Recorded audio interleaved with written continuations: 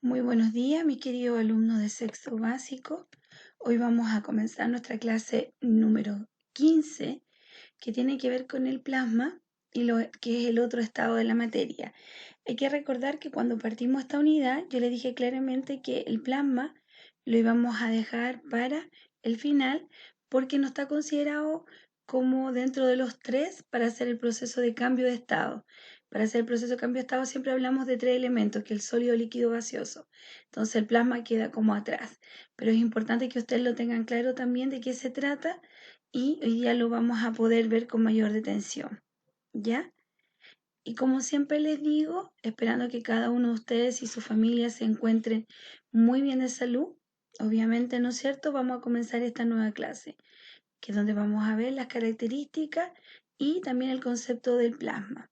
Los invito a tener su estuche, cuaderno, para que al final podamos ver juntos de qué se trata y la tarea que vamos a tener para esta semana. Recordando que esta es la cuarta tarea y es la última tarea como tal. La próxima semana tenemos el resumen y desde ahí, ¿no es cierto?, terminamos la tercera fase, que recuerden que es evaluada, ¿ya?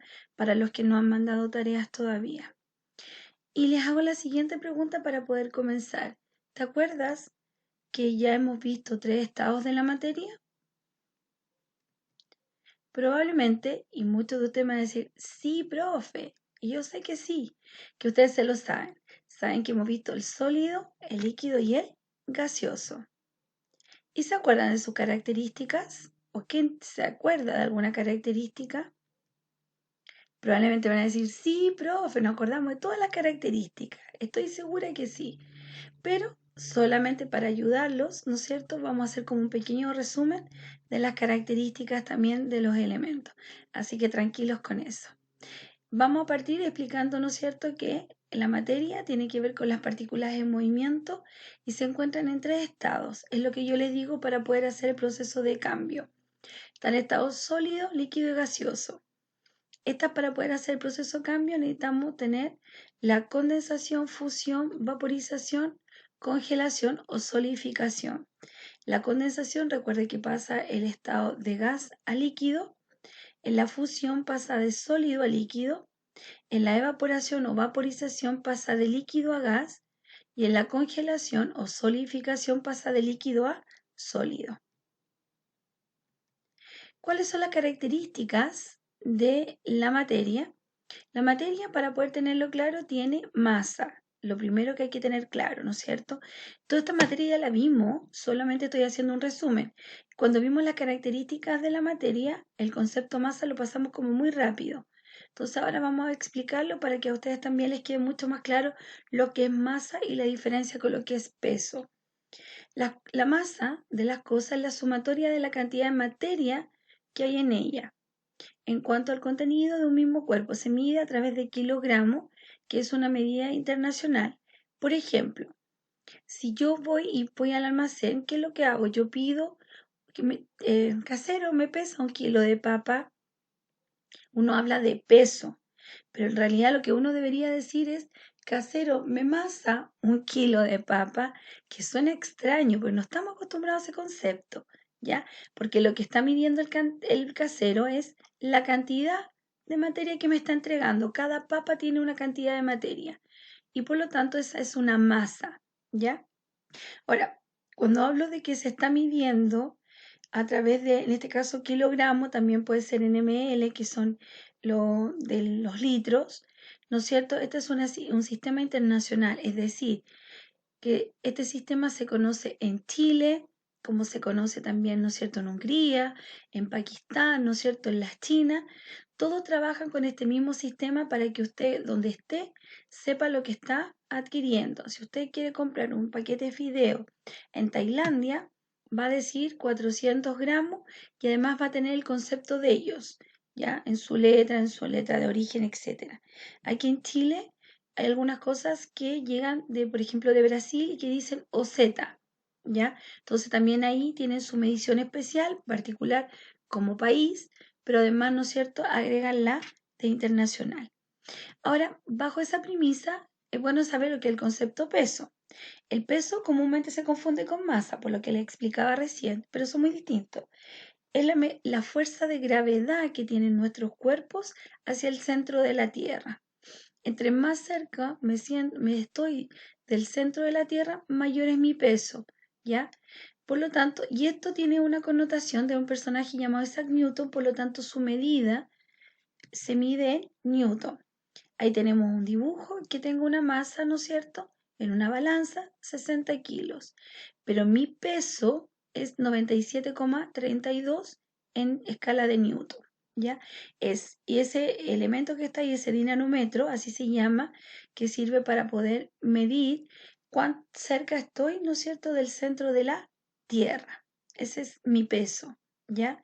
Entre más lejos estoy del centro de la Tierra, menor es mi peso. Por lo tanto, los cuerpos pueden, por ejemplo, ya en el espacio pueden flotar porque ya no tienen gravedad, ya no tienen peso. Otro elemento que es súper importante también tener claro tiene que ver con la densidad. Y esto se refiere a cuando las partículas están juntas en una sustancia o cuerpo, calculando su relación entre la masa y su volumen, ¿ya? Y se expresa, perdón, por ende, en kilómetro por metro cúbico, o kilómetro, perdón, no es kilómetro, es kilogramo por metro cúbico, ¿ya? Entonces, si yo tengo tres frascos iguales y yo le echo elementos, obviamente estos van a tener una mayor densidad. Si tengo, por ejemplo, un frasco con agua normal, el huevo se va a ir hacia el fondo.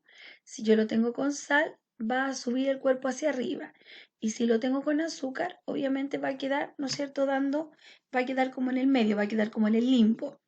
Ahora, Chile tiene la suerte de tener lagos que son de aguas saladas y que los cuerpos flotan. Es una de las mejores formas de ver también la densidad de los cuerpos.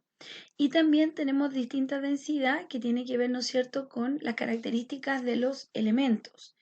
No es la misma densidad que tiene el agua que la que tiene el aceite. Ahí ya tenemos una clara diferencia. El volumen, que también es un elemento que está relacionado con la materia, es la relación del espacio que ocupa un cuerpo determinado medido en cúbico, en metros cúbicos, y también es una medición internacional, es decir, es conocida a nivel general.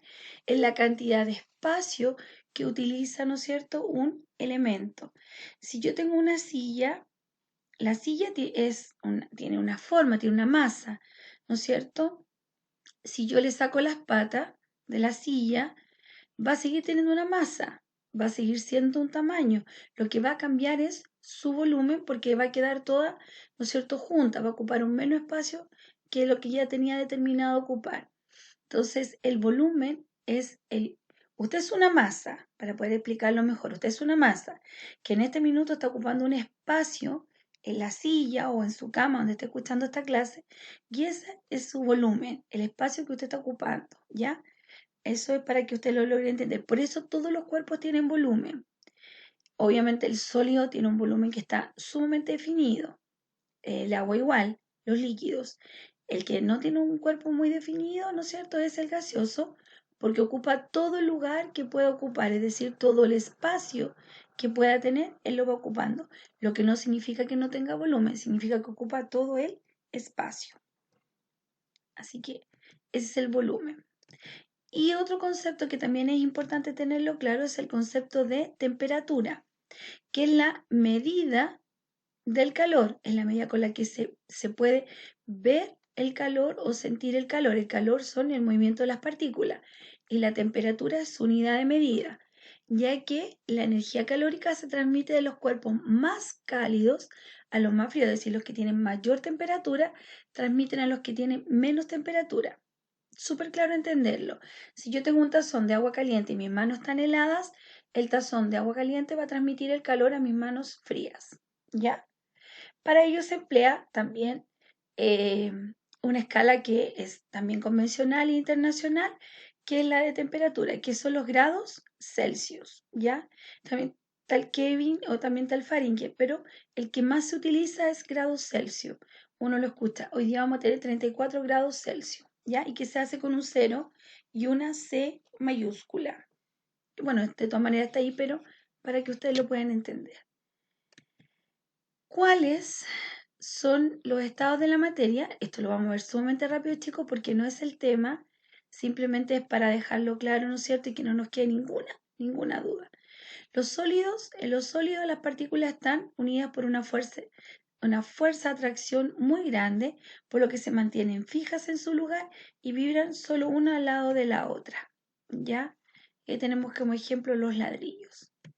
¿Cuáles son sus propiedades? Tiene forma y volumen constante, se caracteriza por su rigidez, ¿no es cierto?, regularidad en su estructura, no se puede comprimir, ya que eso significaría reducir su volumen, ¿no es cierto? Y no se puede hacer eso. Se dilatan, aumentan su volumen cuando se calientan y se contraen cuando su volumen se enfría, ¿no es cierto? Ahí tenemos características de lo sólido. ¿Qué es lo líquido? Los líquidos, ¿no es cierto?, son las partículas que están medianamente unidas, su fuerza de atracción es débil, mucho más débil que los sólidos, de modo que las partículas se mueven y chocan entre sí, vibrando y deslizándose unas sobre otras. Y esto ustedes lo vieron con el trabajo que hicieron. ¿Cuáles son las propiedades de un estado líquido? No tienen forma definida, pero sí tienen volumen. Recuerden que toma la forma del recipiente que lo contiene. La variedad de formas y se presentan al presentar, ¿no es cierto?, propiedades muy específicas, y en esto tiene que ver con la densidad. Los líquidos adoptan la forma del recipiente que lo contiene, fluyen o escurren con gran facilidad, y si no están obviamente en un recipiente, pero al igual que los gases, son fluidos que se pueden, ¿no es cierto?, dar en grandes espacios, se pueden ir, ¿no es cierto?, obviamente mientras no se evapore, porque si hay sol se va a evaporar y hasta ahí va a llegar. Se dilatan y se contraen como los sólidos. Eso depende, ¿no es cierto?, de la temperatura que se le coloque. Tenemos distintos sólidos con distintas densidades, que es súper importante tenerlo claro. Y el otro estado de la materia es el estado gaseoso. En los gases la fuerza de atracción son casi inexistentes, es decir, recuerden que las partículas andaban una muy lejos de la otra, por lo tanto están muy separadas una de la otra, se mueven muy rápidamente y en cualquier dirección, trasladándose incluso a largas distancias. Por lo tanto, por ejemplo, una vez hubo una erupción de un volcán aquí en Chile, del cordón Maule, y la verdad es que las partículas de la fumarola que se lanzó alcanzó a dar 2 veces la vuelta en la parte de abajo, ¿cierto? La parte ya final de la Tierra alcanzó a dar 2 veces la vuelta completa a la Tierra. Entonces, desde ahí nos vamos dando cuenta que estas partículas se pueden mover ya rápidamente y obviamente pueden trasladarse y hacer grandes distancias, como dice ahí. ¿Cuáles son sus propiedades de estos elementos? No tienen forma, o sea, ni tampoco tiene volumen fijo, lo que le expliqué recién. En ello, una característica es la variación del volumen. ¿Por qué? Porque pueden cambiar, ¿no es cierto?, según el espacio donde estén, que tiene que ver también con las condiciones de la temperatura que se le otorgue, y obviamente también tiene que ver con la presión que yo le esté dando. A mayor presión, mayor partículas juntas, ¿no es cierto? Si yo las libero, obviamente van a empezar a expandirse. Esto está, por ejemplo, de explicarlo en un gas butano, que es el que compramos nosotros, ¿no es cierto?, al camión del gas, donde están las partículas muy apretadas adentro, y cuando yo, ¿no es cierto?, empiezo a liberar gas, obviamente estas también se van desprendiendo. Adopta obviamente el tamaño del lugar donde se encuentra, y el recipiente ocupa todo el espacio dentro de un recipiente que lo contiene. Se puede comprimir con facilidad, reduciendo su volumen a un espacio más pequeño. Se difunde y tiende a mezclarse con otras sustancias como gaseosas, líquidas e incluso sólidas. Se dilata y se contrae como los sólidos y los líquidos, según obviamente la temperatura que se le esté aplicando. Así que también ahí tenemos algo importante. Ahora sí pasamos al plasma. Esto era un resumen de todo lo que hemos visto, pero necesario. La próxima clase vamos a volver a hacer un resumen para poder ir haciendo ya el cierre de esta pequeña unidad. ¿Qué es el plasma? Cuando se habla de una sustancia en estado plasmático, nos referimos específicamente a un gas ionizado. En otras palabras, a un gas cuyo átomos han sido despojados de parte de sus electrones originales y se han cargado eléctricamente, no poseen equilibrio electromagnético. A ver, es difícil entenderlo con palabras tan complejas, pero cada uno de los elementos que están en la tabla periódica tiene una cantidad de electrones, ¿ya? Por eso dice despojarse de sus electrones. Eso significa que no los va a tener todos. Cada elemento tiene una cantidad de electrones, protones y neutrones que son la misma cantidad, ¿ya? Si por ejemplo en el cobre tiene 29 protones, 29 electrones, 29 electrones, ¿ya? Protones y neutrones se encuentran en el centro de este átomo, ¿ya? En cambio, los electrones están en la parte de afuera del átomo. Por lo tanto, estos se pueden mover y se pueden desprender o despojar del lugar donde se encuentran. Y eso hace que, obviamente, este elemento pierda parte de su eh, materia, ¿ya? Por decirlo de una manera muy fácil para que ustedes lo puedan entender. Entonces, el átomo, que era 29, ya no es átomo 29 porque le falta parte de su proceso, en este caso, sus electrones. ¿Y qué hacen? Se cargan eléctricamente para poder, ¿no es cierto?, mantenerse.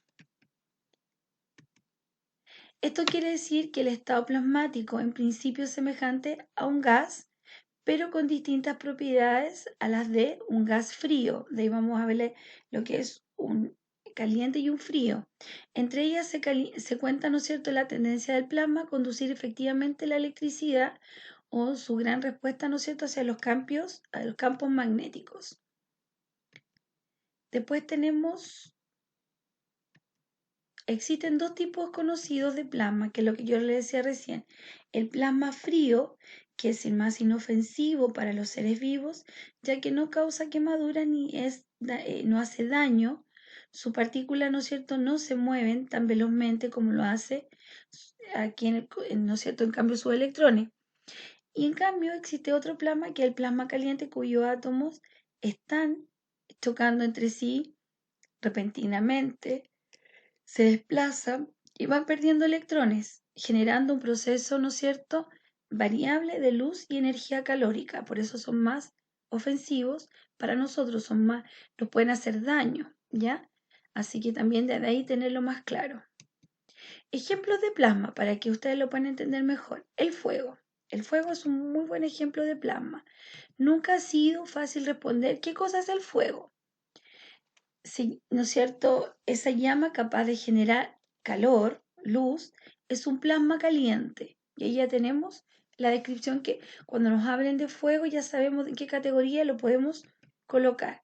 El sol, esta bola, ¿no es cierto?, de gas, cuya reacción es tan violenta y de gravedad tan masiva que sus partículas se comprimen y alcanzan el estado plasmático.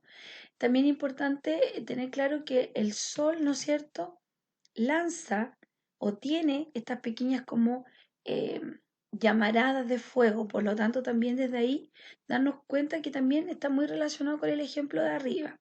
Son reacciones, obviamente se consideran como violentas porque son rápidas y nos pueden provocar también una gran quemazón. Por eso nadie ha podido acercarse al sol. Lo que más tenemos son algunas imágenes del sol, pero antiguamente el sol lo dibujamos con unos rayitos harto más grandes que los que tienen, sabemos cómo son realmente, ¿ya? Lanza lenguas de fuego, por lo tanto, esta es una partícula que se va a comprimir, va a alcanzar el estado plasmático. Otro elemento que es importante son las luces de neón, ¿ya? Las, las que con frecuencia también llamamos lámparas o bombillas de neón, se emplean, ¿no es cierto?, para lograr un plasma brillante y un filtro que es bastante seguro, poco reactivo, ya que se trata de neón y es muy funcional. Ahora, las luces de neón también tienen mucho que ver con lo que se trabaja con las tele. Bueno, por mucho tiempo a la tele se le llamó plasma, también por lo mismo, porque también tiene este mismo proceso que tiene acá, ¿ya? El plasma brillante, en este caso es frío, por lo tanto no daña a nadie en el caso de estas luces. Y también tenemos otro elemento que está en la naturaleza, que son los relámpagos. Son veloces y muy calientes. Aquí ya tenemos otro concepto que es el caliente, por lo tanto es un plasma caliente y por lo tanto puede provocar daño. a 27.000 grados Celsius. Los relámpagos son una forma de plasma que surge en la atmósfera cuando los gases en ella se hallan cargados eléctricamente durante el ciclo del agua, ¿ya? Por eso se llama hidrológico. Y genera así una descompensación del campo electromagnético que a través de sus cargas violentas intenta restituir el balance. Aquí hay un choque, ¿no es cierto?, de información entre ambas nubes, lo que va a producir, ¿no es cierto?, el relámpago. Hay que recordar que primero aparece la luz, que viaja más rápido, y luego viene el sonido, que es más lento en su viaje, desde las nubes hacia abajo. Entonces va a llegar el sonido, y usted después puede contar, ¿no es cierto? 1, 2, 3, 4, 5, 6, y generalmente viene el sonido asociado. Así que poner atención cuando tengamos un relámpago cerca, que ya sabemos que es un plasma y que obviamente, ¿no es cierto?, puede generar un daño porque es un plasma caliente. Otros son las lámparas de plasma, o también llamadas bolas de plasma o esferas de plasma. Son artefactos decorativos y lúdicos inventados por Tesla en su experimento con electricidad de alta frecuencia. Esto, a ver, es un recipiente, ¿no es cierto?, transparente que tiene adentro una alta frecuencia tanto de voltaje como también de electricidad, campos eléctricos que le llaman. Ahora, importante conocerlo porque algunos que años atrás yo hacía el taller de ciencia y a muchos niños los llevaba, en el taller los llevaba a lo que era el Museo de Ciencia y Tecnología. Y ellos iban, ¿no es cierto?, y podían ver estas cosas en forma natural. Pero si usted tiene la posibilidad de buscarlos por internet y darse cuenta esto es muy fácil de entenderlo y de verlo, si uno lo puede, ¿no es cierto?, ver o manipular. Los chicos ya lo hacían y lo manipulaban, ¿no es cierto?, ponían su mano arriba, que esto les producía tanta carga eléctrica que incluso, ¿no es cierto?, a las chiquillas movían el pelo y se les comenzaba a parar, ¿ya? Parecían casi como de estos doctores chiflados que se les empezaba a parar el pelo. Las chiquillas también, o los niños cuando querían hacerlo. O por ejemplo, si tenían zapatos, se sacaban los zapatos, les producía una carga eléctrica, suavecita por decirlo, muy suavecita. En cambio, si se ponían los zapatos que eran conductores de energía, esto se paraba. El caballero, por ejemplo, les pasaba un plumero con estas barritas que tienen de papel de volantín y lo acercaban a la esfera, ¿no es cierto? Y esto empezaba como a agrandarse, empezaban a tener como que se empezaban a mover, ¿no es cierto? Y los chicos, obviamente esto les causaba una eh, extrañeza y al mismo tiempo una curiosidad por saber de qué se trataba. Pero todo esto tiene que ver con las lámparas de plasma. Ojalá se haya entendido esto porque el plasma no es muy fácil de entenderlo y por eso también se ve cuando son más grandes. Pero igual es importante tenerlo claro para poder saber que existen y a ustedes ya en cuarto les tienen que haber pasado que existe otro elemento que es el plasma, ¿ya? En cuarto básico esta materia se pasa, por lo tanto ustedes ya reconocían algunos de estos elementos que es el sólido, líquido, gaseoso y plasmático. Y después ya nos quedan dos más, uno que se llama Bose-Einstein y el férmico, pero eso se los van a ver cuando ya estén en enseñanza media. No los vamos a complicar todavía con ellos. Bien, pequeños míos, voy a explicar la tarea porque la tarea tiene dos partes que va a estar un poco compleja y ahí después los van a ir entendiendo. Hoy comenzamos una nueva clase donde nos encontramos para seguir aprendiendo y avanzando en este año tan complejo y diferente. Hoy veremos el cuarto estado de la materia, es decir, el plasma con sus características y ejemplos en el medio ambiente, que es lo que ya vimos. Lamentablemente, este contenido no se encuentra en el texto de estudio, ¿ya? Por lo mismo es necesario que pongas atención al PowerPoint, perdón, y que desde el texto trabajaremos en la página 131, donde realizaremos y seguiremos obviamente con el proceso de la experimentación. Colocar en el cuaderno la fecha, ¿no es cierto?, 14 de octubre. Van a colocar el título, que el título es El plasma, un nuevo estado de la materia, y también la habilidad que está arriba, que es describir las características del plasma con sus recursos y ejemplos del entorno y de la naturaleza, ¿ya? En el PowerPoint que acaba de ver y con la explicación de la profesora, que lo que acabo yo de explicar, escoge uno de los 5 plasmas que están en la naturaleza, ejemplos de plasma que están en la naturaleza. Los vi recién y los dije incluso. Realiza un dibujo y explica la importancia para nosotros y para los demás seres vivos.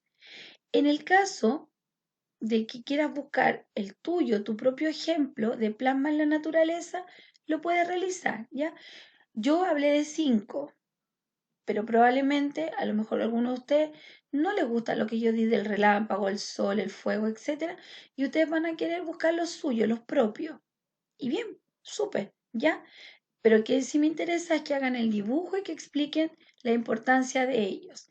Recuerden, y siempre se los digo, que si no son capaces de dibujar, no les gusta dibujar, no les interesa dibujar, recuerden que lo pueden recortar, ¿ya? Eso para mí, yo no tengo tema en eso.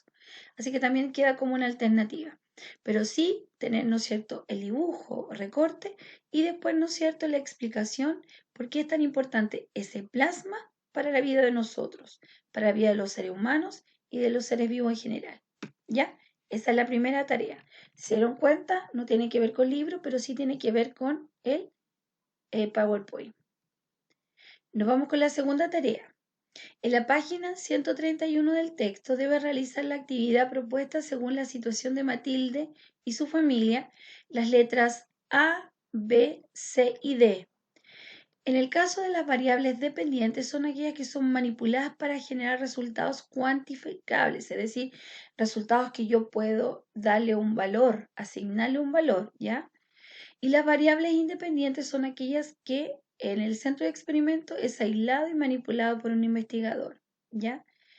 Las variables dependientes dependen de la persona que esté haciendo el ejercicio, ¿ya? Las independientes tienen que ver, ¿no es cierto?, con lo que va a suceder y que no tienen que ver con que el investigador, en el caso de ustedes, puedan realizarla. Por ejemplo, la temperatura es una variable independiente. Yo no puedo, depende de, por ejemplo, decirle al sol que se esconda o para yo poder hacer un experimento que tiene que ver con frío, o que salga el sol para que yo haga un experimento que tiene que ver con calor. Por lo tanto, tiene que ver con la manipulación, ¿ya? Es aislado y manipulado por el investigador. Yo puedo, ¿no es cierto?, manipular esa información. Sí. Las variables independientes son aquellas que son generadas para medir un resultado cuantificado. Y también te quiero recordar lo que es una hipótesis, que es una tentativa de explicación de algún fenómeno o problema que pueda ser controlado mediante la observación y la experimentación. ¿Por qué es tan importante tener claro? Porque ahí van a tener que poner una hipótesis y ver las variables dependientes e independientes. Entonces, van a responder de la página 171 la situación, ¿no es cierto?, de Matilde y su familia, la letra A, B, C y D. ¿Y cuál es el ticket de salida? Que es la misma idea, pero en la misma página 131, la letra E, ¿ya? Es planificar una actividad experimental que permita validar o rechazar la hipótesis, ¿ya?